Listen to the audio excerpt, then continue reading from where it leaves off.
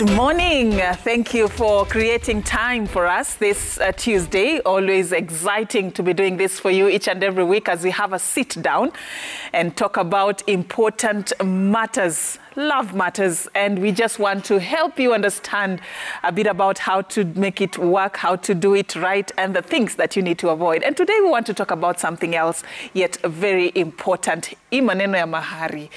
Yes, we are talking about dowry, and we know that there are people out there who have a lot of experiences and stories to tell when it comes to that process ya kwenda kulipa mahari and saying that I have identified a flower in this homestead and I want to pluck it. There is usually a lot of drama for some of you who've gone through it, and we want to talk about exactly that. Nakama, this thing called mahari is still relevant, and of course, if it is, what it means, how it should be done, how the process ought to be conducted, who has the final say. I mean, those are just issues that we want to discuss before the tail end of this particular conversation, and we invite you to be a part of it. I'll be letting you in on how you can be able to do that, but before I do, let's get to know who we have. Of course, always, every Tuesday, it's always a pleasure to be having this panel with me. And I'll start with the lady, the lovely lady, Cutie. Hi, Sophie. Hi, how are you? I am good. I love you. How has the week been? The week has been awesome. Love your dress. Burgundy, right? Yeah. Your color, niyo.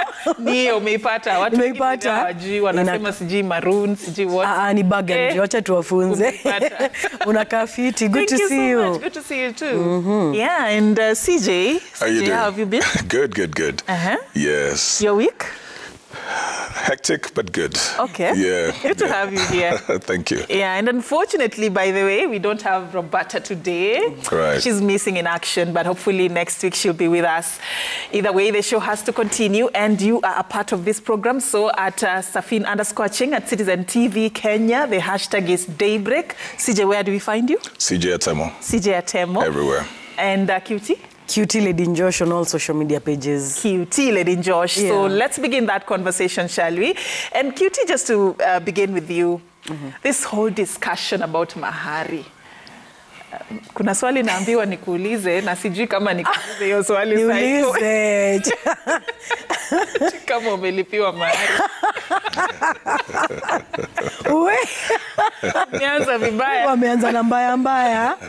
Anyway. Asubuhi yote. So there's a lot happening. Sijui ni kama we are getting it wrong or what, but if you get to even find out what's happening out there kwa society, usikie tu vile watu wanasema. There is stories I've had, like very weird stories about mtu anatakikana alipe mahari at a time when maybe lose the wife, unapata anaambiwa before tuzike you have to pay. Mwingine, you've known each other for maybe 10 years. You guys have been together. Your relationship is fine. Everything is okay. But all of a sudden, munaambiwa kama mujalipa, huyu usipomlipia mahari, ndoa, we are just like going to break it. Are we getting it wrong from a woman's perspective? What's your understanding of dowry?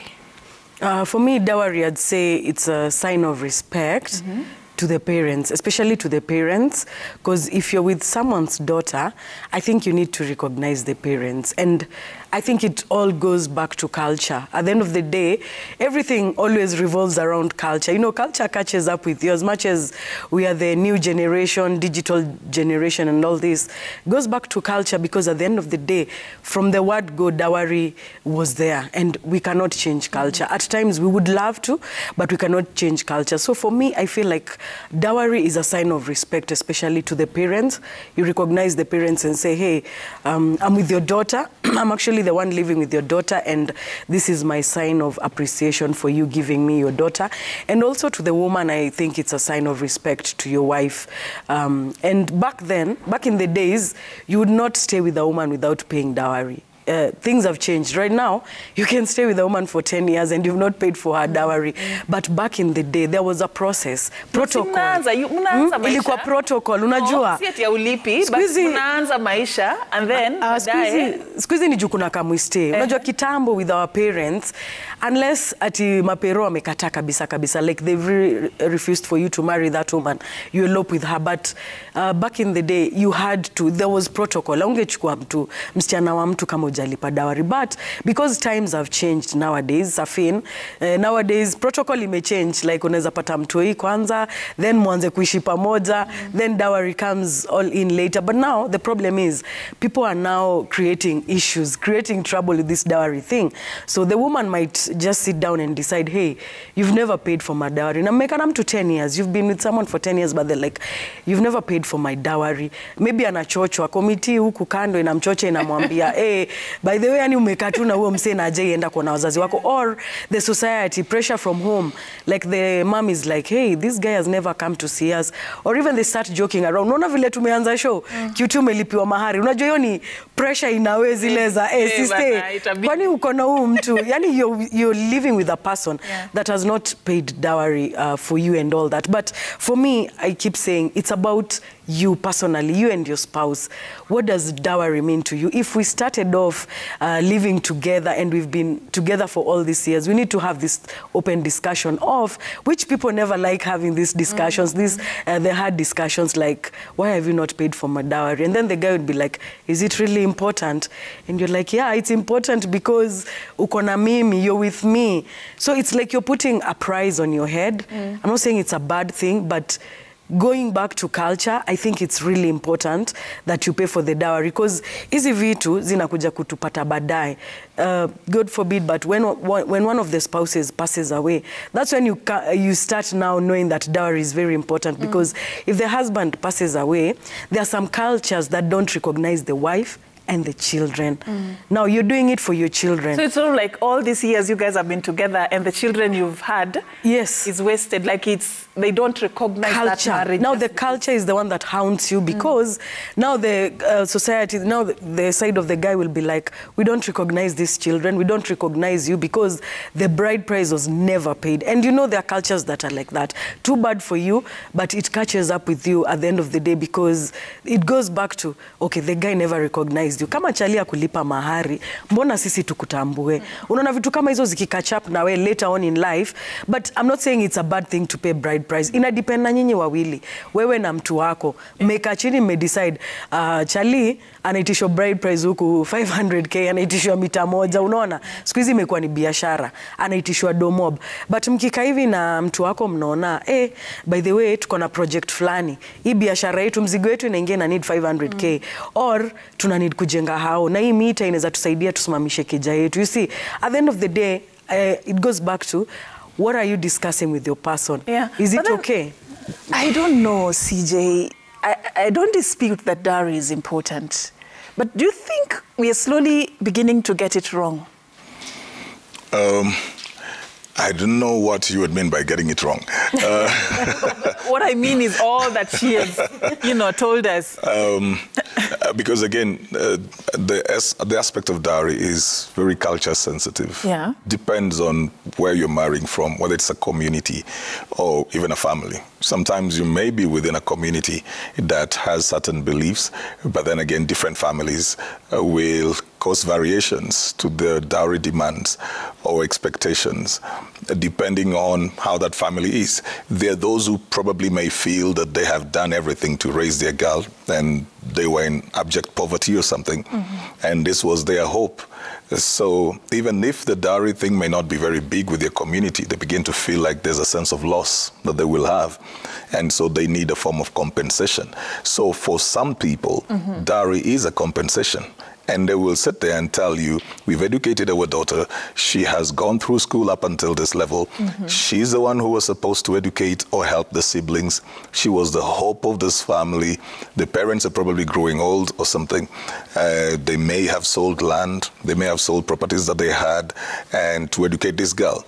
So they will come to the table and say, for this girl that we have raised to this particular level, we need a sense of compensation. And some people have no problem with that. But if it is compensation, does it mean that the girl disconnects with her family the moment she gets married, that even if she's working, for instance, she won't be able to send some money home and support him? Technically, yes. Technically, she disconnects. Technically. Because her concentration will mostly be, again, in most cultures, her concentration will mostly be in the husband's family. So You can imagine a situation where a woman is married and is going to her family back after every 2 weeks. She will be told, even in our own home, that you're now married. You don't have a place here because technically you disconnected. So she may visit once in a while. She may send some money here and there. But if the girl is sending money, the family will not consider that to have come from the husband. They will consider that to be from their daughter. So they cannot say, because she will be sending us some money, then you're not paying this dowry. The thing they're saying is, you're plucking her from this particular point, and you're going to have her. So if you're going to do that, then there needs to be a certain level of compensation because of the investment that they've put in. And people will argue about that and say, don't raise your children as an investment. But these were cultural things. And so there's an aspect of compensation that some people would put on you. In countries, the Southern African countries are crazy. I mean, when people are raising what they call the lobola, that's a whole fundraising. Okay. When they raise that money and the cows and the animals that they need, it's a whole celebration because they don't play it low. It's so high. That's nearly the toughest part for the men, to raise the dowry. It is so high. But then it also shows a sense of commitment. So it's a compensation, but to some people it shows a sense of commitment. How bad do you want this? And willing to go the extra mile to get this girl. To get this girl. Yeah. And if you have done that, then they believe you will not just wake up, pack up and leave, because there's so much of your investment here. And generally look at people who nearly traditionally paid their dowry. They will keep on saying, I paid the dowry. So they feel a sense of investment and commitment to that. Like, they can't just wake up and go. This can't just end. If the marriage is going to end, they will come back with their family and talk to your family. They need to discuss that. In certain cultures, there has to be the agreement about the return of the dowry. So it can't just happen from the back street that so-and-so and so-and-so are no longer together, because there was something that committed these two people together and cemented their family ties.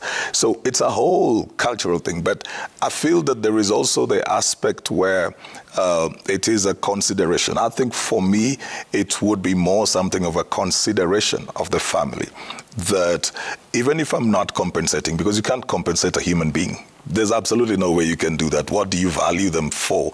But even if I'm not compensating, and even if we leave the commitment part aside, there is the aspect of just being in the place of considering this family has been with this person, raised this person. There's work that has been done. The parents have put and instilled values in this girl that have attracted me to her. That she's been raised in such a way that I want to spend my life with them. Somebody has done this job. So I will come in and say, look, I need to do something from a point of gratitude, even if it is not demanded, from a point of gratitude and appreciation for what they have done. And you see, in the older days, we were very generous. Before we got into the spaces of thinking about ourselves, it was obvious that anywhere you get a favor, you would give something. Now, a lot of these definitions have changed because the conflict between modernity and tradition or culture, the clash, is that sometimes what we would look at as appreciation would be called corruption or a bribe. We were the kind of people who, if you do me good, I need to get something and give it to you. You look at it from a different perspective, they say, that's a kickback. But then we were those kind of a people. You don't go into somebody's house without them giving you something. So if I'm going to get your daughter, even if not for anything, I want to appreciate the goodwill. So you extend to me a goodwill, I extend to you goodwill. And I think that's the better part of it, where we begin to look at it as an appreciation of the labor that has been put into raising this person to the point where you literally are attracted to them and you want to spend your life with them. I have no problem with all that. But that is well said, but QT, when it gets to a point where this man has to sort of like even take loans or sell everything that they've ever saved to invest in, just to be able to raise the amount or the demands that the family of the bride is putting on them, Is it fair? Is it something that even you as a woman, for instance, you'll appreciate if your partner is pushed to go that extra mile to be able just to facilitate the process of marrying you? Is it fair just for them to go that direction? That's what I would ask. You know, Safin, I wouldn't like to see my man struggling because of something like that. But Cutie, you're a rare one. I wouldn't love to see my man struggling, like going to take loans at the bank at the expense of paying my dowry. Because let's be realistic, Safin, times have changed. But you see, we are also eroding culture because back in the days, dowry used to be paid slowly, you know, slowly by slowly. Yani the ties of both families, it would ensure that these people are in like their bond, you know, like forever. So you would go the first time, pay a certain amount, you go another time, pay another amount, installments. Yeah. But nowadays, the problem is we just want to pay that dowry. If you've been asked for 500K, you just want to pay that 500K and move on. You know, it's like a problem. You want to get rid of the problem and then you move on. But you see, now that's where we are eroding culture because, and you see, even these parents, some parents are good enough and they say, you know what, just let the guy come. Whatever the guy has, let the guy come with the money. But other families, they're like, this guy has money, so this guy needs to come up with, like, I mean, seriously, Safin, if you tell someone to come up with $1 million or 500K for dowry, you know, you're being extreme. No, it depends on the woman who's being married and also the person who is... Now, that's also another problem, Safin. You cannot put a price tag on me like that and say, as CJ has said, you can never compensate a human No, but CJ, it depends, right? No, you can never compensate. Because you see, if I'm going...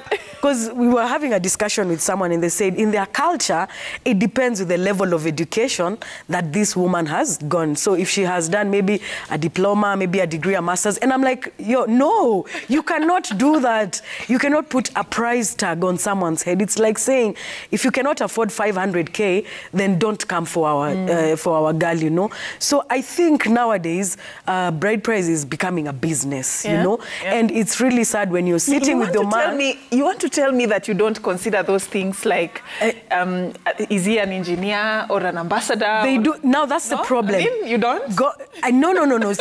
Safin, if we go that direction now, we are starting, because do you want to see your man struggling, paying for your bride price, just because people think he can afford, quote unquote, he can afford to pay that 500K? Why do you want to do that? If the bride price, if you go back to culture again, let the man pay in installments, slowly by slowly, because at the end of the day, if we start saying, oh, you need to pay this amount of money, if you cannot be able to pay this amount of money, then you cannot be able to afford my daughter. Your daughter is already living with me, man. She's been living with me for the last like 5 or 10 years, you know? So it's, and sometimes it goes back to the guy. Then they tell the chick, okay, now your family is giving me trouble. So now you go, you talk to your family, or you go back to your home, you know? You know, inafikanga point, my boys sasa wanajam. And we've seen situations that weddings have not happened because of bride price. You know, the guy walks away and says, you know what? Too much. It's too much. I cannot take this anymore. And the guy walks away and tells the chick, you know what? They can go ahead and marry you. You know, it's so sad that we see things like this happening because of money. You know, they say money is a good thing, but also money can become a root cause of all evil. Because at the end of the day, Safin, I love this man. He loves me, right? But now the issue here, the reason why we cannot be together is because the family is demanding for exaggerated amounts of money. Why didn't we have these issues? Just showing how valuable. Why didn't we have these issues? Why didn't we? No, but why didn't we have these issues back in the day? Okay. Why didn't we have these issues? Simply because they were like, you know what, you can take your time, just pay in installments, let's do a wedding. And the wedding is on, but the bride price has not been paid 100%. Maybe the guy has just paid quarter of the bride price. But now the wedding has gone on, they're living together, they've gotten kids, then kidogo, the guy goes and pays another installment. But right now, manze, it's like, it's crazy out here, Safin. You want to pay the 500,000 Kenya shillings all at once. And if you cannot afford to pay, they say, you know what, you cannot marry this one. Safin, don't do that. Don't put a bride price on someone's head, like, because even the guy will have the mentality of, you know, I own you. See, I paid for your bride price. Like you see, I bought you, man. These guys, they told me to pay this certain amount of money. So by there, I own you. So it brings a lot of quarrels and squabbles in the house. And I don't think it's really fair to both the woman and the guy when they start putting all that pressure. I think it's too much pressure, and it's a business. That's the thing. Right now, bride price is a business. Let's make money out of CJ. CJ has money. We see CJ on TV. We see CJ on TV. CJ must have a lot of money. Let's do this, you know. Now that you've mentioned CJ, and CJ, I want you to just weigh what she has said. I mean, is it not important to consider those things? Is it not fair for even the parents? Actually, first of all, who determines how much dowry should be paid? Is it the man who decides to appreciate the parents in a way that he feels? Or is it the parents and sometimes even the whole community, the wazes are brought aunties, and they get to sit down and decide this son-in-law will have to part with this much?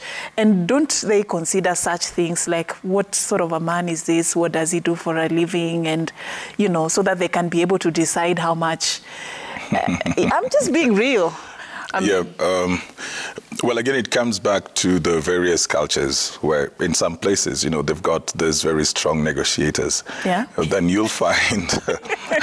Sometimes they're stronger than the parents. In fact, the parents are told, keep quiet. It's us who will speak. Because they also get their cut from that. You see, they're literally professional. Oh, there's commission there. Yes, they do. Okay. They do get that. And so when they set the standard, then they know that every girl within that community, that will be nearly like the standard that they have set. That's where they derive their authority and their relevance in a community or something. In some cases, you'll find the parents want to deal with that by themselves, where they've not really been very connected either to the larger community, or they feel that the demands that would be placed by the elders would be a bit outrageous. They feel they want their daughters to get married. They don't want to stand in the way for their daughters, and they take it up to do it by themselves. So you'll meet different circumstances in different spaces. I've got to say also that there's sometimes these bottlenecks that you will face. For example, you find cases where there is disharmony within a family or dysfunction within a family, and then it becomes very difficult even to know where to go and pay the dowry. So some people have not paid because they did not know where. There is a tug of war. Like, this dowry needs to be paid on this side, and the other people are saying, no, it needs to be paid on this side. So some people don't even get that. And you begin to see that there also sometimes where people are so selfish that they can delay the marriage of a daughter because they were fighting over where the dowry needs to be paid. Having said that, though, I think the consideration should be, what is the relationship between the man and your daughter? Not what he does for a living. No. It should start with what is the relationship? Is this something that you would want for your daughter? Because if we only consider, and if we majorly consider what this person does for a living, we may overlook other important aspects like their values, the value system. So we may be feeling like, okay, she's brought in here a billionaire. This is a good catch. Let's get the dowry. But we don't know that the guy is a psycho. We're just looking at what he's going to do for us. And then you push your daughter to somebody who is literally going to drive her crazy. So I think that you've got to ask yourself, is this the right person for my daughter? And is there the chemistry? Do they have a future together? Look at how they relate. Look at how they communicate. Look at how they work their things together. So when that is solid and you feel this would be a good partner for my daughter, then I feel that you also have got to make it easier for them to go ahead with this decision so that they don't see the need to run away. When children come for the parental blessing, it is a sign of respect. If they've come back to you to tell you they want to get married and so this person wants to pay dowry, they've respected you. Don't make it difficult for them to respect you. They could have just decided to go anywhere else. So when you begin to put up these hurdles and these bottlenecks, and somebody is trying to do the right thing, but then you are trying to make it difficult for them to do the right thing, what you are saying, even to the siblings or the people around, is don't do the right thing. Next time you have somebody, just sneak and go, because these guys will make your life hell. And probably that is where we started having a lot of the Can We Stay? Because people were looking at how difficult it was for people to just get into the space that they wanted. I think it would be prudent to talk to your daughter and just get a feel. Where is this man at? So that we're not also going to extort him. And even if he has money, we're not going to change this thing because now he has money, so we're going to tell him pay 5 million because we feel he can afford it. Let it be something that he wants to do also as an appreciation. So we say this is what we normally would do as a community or as a people. But then it is not cast on stone. We'd want to hear what you have to say, and then let the person talk about it as well. Because sometimes even what you would want, the person might want to do even more. And I know people who have gone back. When they started, they didn't have much, and then they paid dowry. Then they went back later, as they kept on growing. They went back later to respect these parents and did more later on in appreciation of these parents having trusted them and believing in them when they were down. Then there are those ones, like you would say, so, okay, you want this 1 million? Yeah. I'm paying you this 1 million. But after this, we are done. Don't call me. And you know, it actually even they begin on if you pushed too much as a son-in-law, you start out on a very wrong note with there's a sense of bitterness that they will have, you know. So this person is like, I'm done. You needed the 1 million. I paid you the 1 million. Don't call me. Don't trouble me.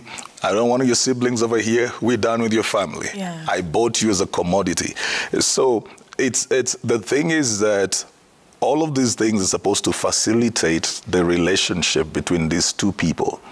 And we've got to look at the bigger picture than just what we're going to get right now. Would you want your daughter to go in and then the husband cannot take care of her, cannot raise the children, cannot pay the bills? Would it please you that you and your fellow elders remain with a lot of cows and money, and then your grandchildren are going to starve? It's just the element of the bigger picture. You're getting into a relationship. Yes, there is an appreciation, but you're getting into a relationship that will probably become a blessing to you in so many other ways than what you look at right now. Yeah, and you know, this 10-year or you've come with stay. Do you know there are places, QT, where the first thing is they call it a fine for staying with our daughter without. So you first of all pay that fine for staying with her without coming to do the needful. If she has children, you're also fined for that as well. Then now let's talk about dowry.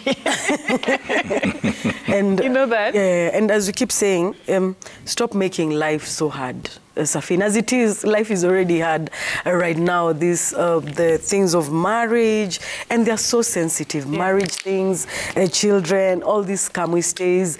And there are some people who rate marriage in terms of can we stay. There are people who do weddings without actually paying the bride price, but you've already done a wedding. So for you in your head, you're like, but we've already done a wedding.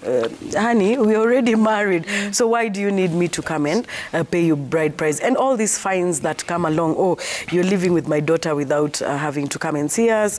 Oh, you're living with my daughter and you have children. You know, Kitambo, there used to be so many fines, and these fines start accumulating, and that's why we're saying it gets to 1 million. And we are eroding the culture of dowry. What I would love to say, Safin, is let's just stick with the culture of why are we paying the dowry? What's the purpose of this dowry? Ask yourself that question. Even you as a man, if you're living with a woman, why am I paying for this dowry? And you as the woman, you're like, why am I giving my man pressure to pay my dowry? So you really need to get the real value of this dowry before you even start talking about it. Because there are some people who actually don't even tell the woman, oh, I'm going to pay for your dowry. It comes like a surprise, and the woman is like, oh, you're going to see my mom. Or you just get a call from your mom and you're like, you know, your man came to, Baba Nani came to see us, and you know. So sometimes we instill value in these things, and as CJ has said, it's important to even talk to your children about this, even before they come and pay the dowry. Even to the man, you know, as a dad, talk to your son and say, hey, by the way, are you ever planning to go and see her family? Are you ever planning to go and see? And this is the way this is done, you know. Instilling these cultures in our children all the time, telling them the importance of dowry. Because if we don't tell them the importance of this dowry, then they won't find the necessity to actually go and do it. And even you as a man, as you're doing it, make sure that you get the importance of going to pay the dowry. Don't pay dowry because you think, now if I pay dowry for her, now she's going to be, now she's my property, you know. You're my property, I paid dowry for you. And the reason why I'm saying we should understand the value of these dowries is because some of things, these things come back to us. I learned this from a friend of mine. She was married to someone else. And then when they separated, the guy had paid a bride price, right? So when they separated, I didn't actually know those things. They had to take back the dowry so that this other guy now comes to pay the dowry. You know, if I didn't even know that, you know, I was like, wow, you mean that happens? So you see, even rushing to pay all these dowries and all that, these things come back to you at the end of the day. Culture always catches up with you as much as you might try. For 5 million. So if you demanded for 5 million, please note you will have to return. If your girl decides, oh, I don't want to live with this man anymore, you know. No wonder sometimes you're told, vumilia, because now they know what they... So by the time you come to realize vumilia, where it's coming from, kumbe it's because of these cultures. So that's why I'm saying it's important to understand the importance of actually paying the dowry and what happens, the consequences that come with all these cultures. Because at the end of the day, pia nimekwambia, you're paying the dowry for your kids. Because if, God forbid, if anything happens to you, you've already instilled that thing of, hey, this is my family, I recognize them and I love them. So if anything happens to me, I have already paid the bride price. Because it so happens that when someone comes to pass is when you start saying, oh, you cannot bury this lady. She does not belong to you. She's still ours because you never paid the bride price. Or you cannot pay the bride price to a person that is dead. You know, when you start hearing those things and you're mourning and you're in that period, you start thinking, but I've been with this woman for 20 years. We have kids who are already even married and all that. So it becomes, Safin, it becomes messy. It really becomes messy. Well, that's culture. You know. That's what I'm saying. A culture at the end of the day catches up with you. So you need to know the importance of culture. Why am I doing this particular thing? And the consequences. Will it come back to me 10 years later, 20 years later? Will it affect my generation? Will it affect my kids? Will my kids be recognized because of so and so? Because if you're told you cannot bury someone because you didn't pay for their bride price or your sister allow me just to sample a few messages that we've received on our SMS platform 22422. Remember, we asked you to share with us your experiences out there and what also you know about what dowry means to you. And here's what you say. Let's get to just sample a few of them. We have one SMS there from one of our viewers saying, Aki, hiyo story ya mahari imetuumiza sana. Like, I am 23 years old and my father-in-law anataka 200K. How now? Does my age even allow me kutoa hiyo amount? Okay, we feel you. Aki, ametumia your word.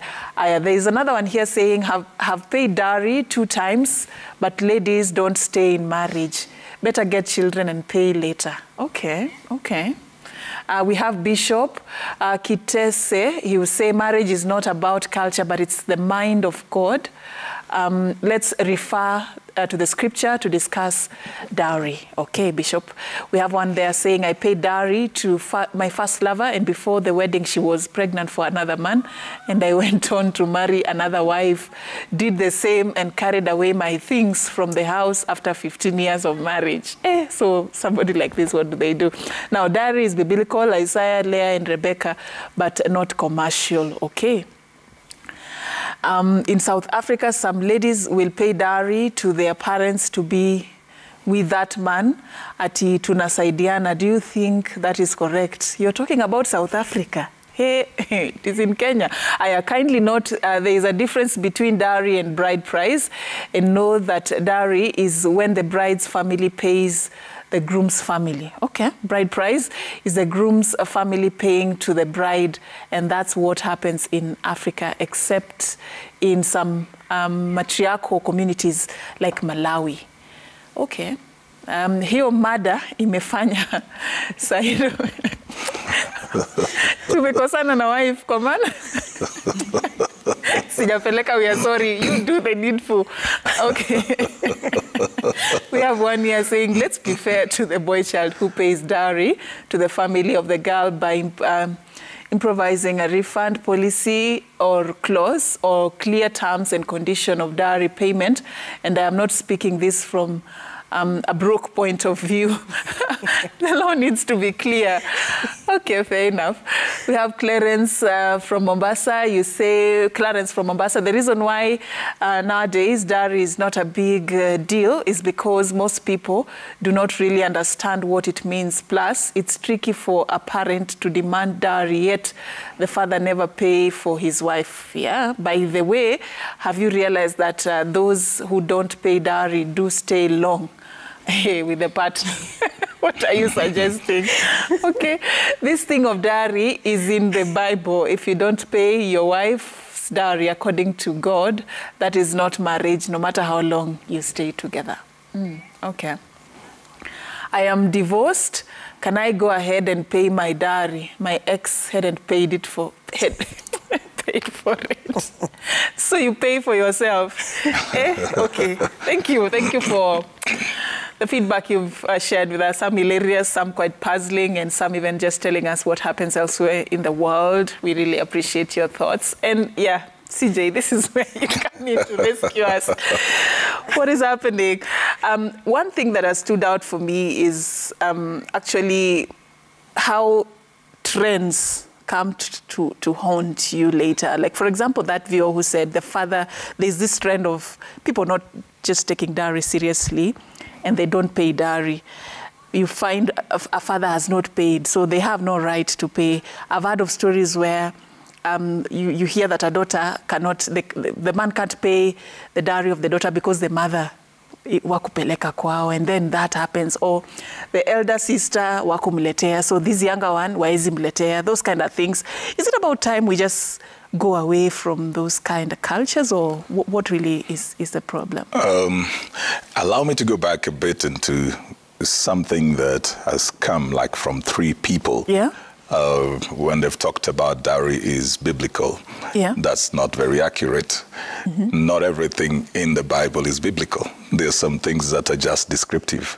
And even from within the Bible, those were cultural things. There was nowhere where it was written that you shall pay dowry. There are these things that when we do those kind of interpretations, we talk about the descriptive and prescriptive. The descriptive is that Safin is tall.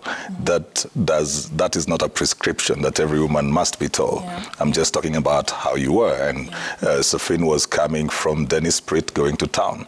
That is just to get to know the context of it.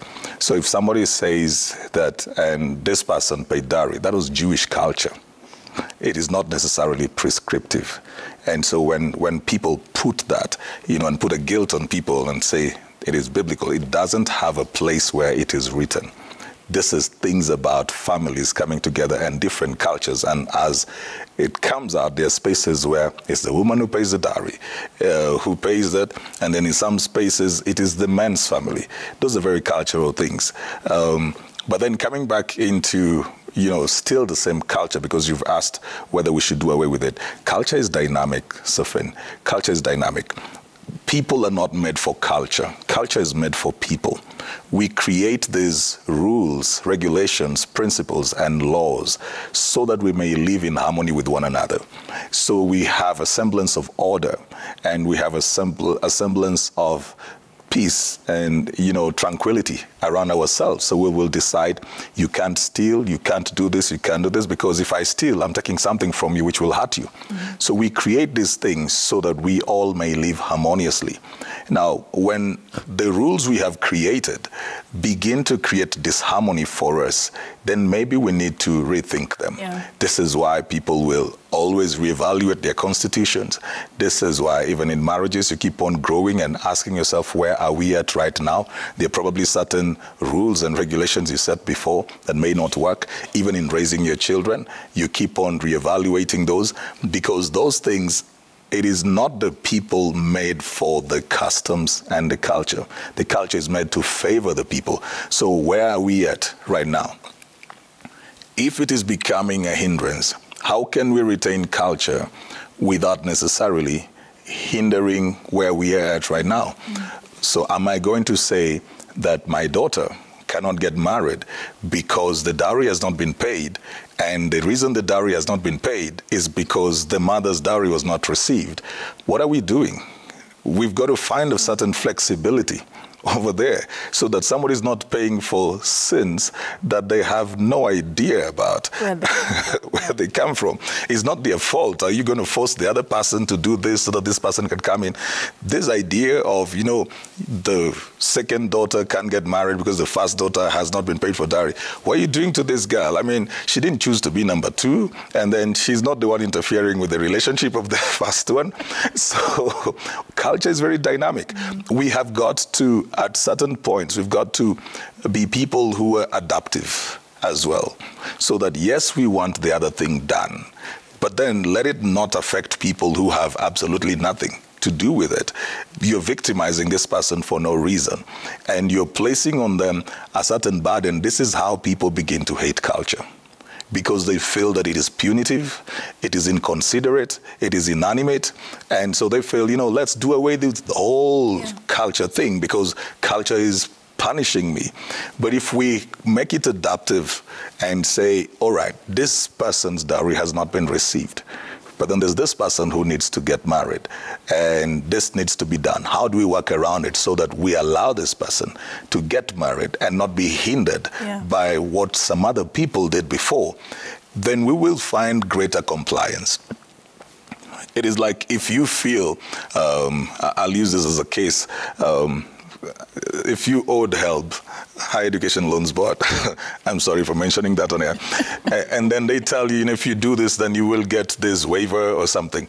Then you take your lump sum and then you pay, then you realize you're not off yet. You get discouraged from paying because you're like, I thought if I did this, I'm going to get out of this. But if it is becoming difficult, then I'm not going to comply. And sometimes the lack of compliance in most things is because it has been made difficult for you to comply. Yeah. As you know, Cutie, I've had also somebody mention one is divorced and anauliza kama anaweza jilipia mahari, but that I think is on a light note. There's another who said that there are places where women actually support their partners to do it. As a woman, do you feel that's okay? Would you? I don't feel that's right. Uchange kidogo saidiane, you know. Hapana, story ya dowry hatutachangiana. Vitu zingine wacha tuchangiane, kujenga hau, kufanya nini, kubuy assets. Lakini story ya dowry, I think it should come from the man, because as I said my statement earlier, like it's a sign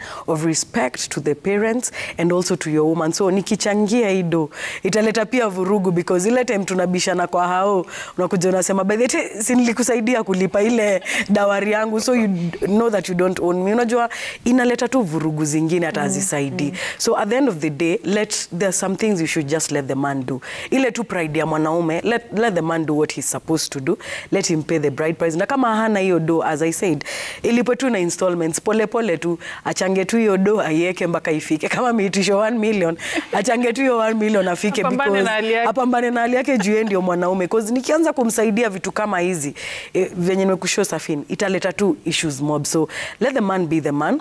Sometimes let the man do what he has to do for his own pride and for him as a man to feel like, hey, by the way, nimesikia fiti, nimekuappreciate, nimeenda nimeona wazazi wako. And I'm telling you these things, sometimes they happen even when the woman doesn't know, you know. They just go to the parents and say, hey, by the way, nimekam kuwaona, I really appreciate that you raised this woman in this kind of way. So at the end of the day, tukienda kumalizia nasema tu, just know why you're doing. In everything in life, just know why you're doing some things in life. Don't just do things because you're you're feeling pressure, or you're doing things because the way we've said, CJ amesema culture, sometimes utafeel kama inakupunish. You'll end up hating culture, because culture is punishing me to pay a certain amount to this woman. Culture is punishing me not to marry the woman of my dreams, you know. So at the end of the day, understand why you're doing a certain thing, the importance of doing that thing, and the consequences. At the end of the day, each action has a consequences. So just try to understand all that. CJ, as we're about to close, can the woman play a role? Is there a role that this woman who is the subject of this conversation, can she play a role? Can she assist in a way? I don't know. What's her space in this whole conversation? She can soften the ground.